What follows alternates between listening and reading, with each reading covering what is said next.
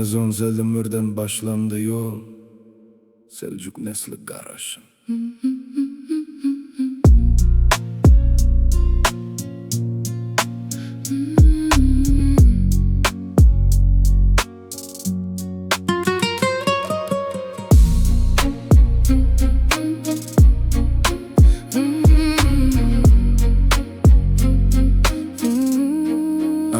Hatta Mars'lan yol açtım, ben dünyanı kurdum. Hüttaydan teruma çenli hükmümü sürdüm. Benim tarihim, benim tarihim akıl omar hayyam. Yanımda yıldızlar bana yakın.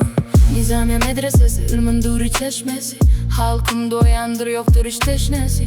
Vurulan kervansaraylar, barahat yollar bizde. Adalet, in büyük güç, mukaddes payımızda. Cihan sultanı, asudalığın kalkanı. Adalet bilen doldurduk biz bu gurur zehranı. Altın nasıl, mirasın sönmez döreni. Tarih yazar, bizim Kur'an dünyanı.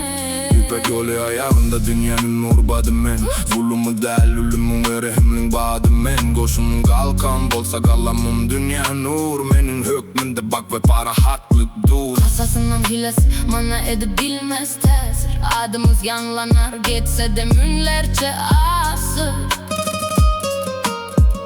Şu günkü ölüm menin, dibim menin mirasım.